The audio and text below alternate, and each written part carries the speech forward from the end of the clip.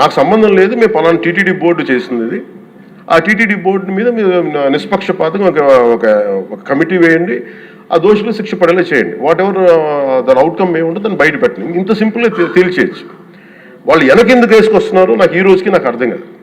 ఈ రోజుకి వెనకేసుకు రావాల్సిన అవసరం లేదు. వెరీ క్లియర్ కట్ రిపోర్ట్ ఇచ్చింది.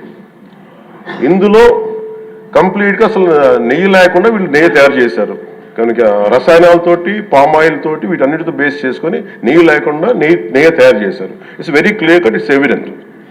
ఇప్పుడు ఎందుకు ఇంత డిస్కషన్ అవుతుంది అధ్యక్ష? మనందరం కూర్చోబెట్టి ఇంత సభా సమయాన్ని ప్రజలకు ఇవ్వాల్సింది కేవలం తిరుపతి లడ్డు గురించి ఎందుకు మాట్లాడాల్సి వస్తుందంటే, వాళ్ళు నిజంగా కనుక ఉప్పేసుకుని ఉంటే కల్తీ జరిగింది, దానికి తగ్గ లా ఏం కోర్స్ యాక్షన్ ఏం తీసుకోవాలో తీసేసుకుని అయిపోతుంటే దానికి ఎవరైతే పర్పెట్రేటర్స్ ఉన్నారో వాళ్ళకి ఆ శిక్షగా వెళ్ళిపోతారు.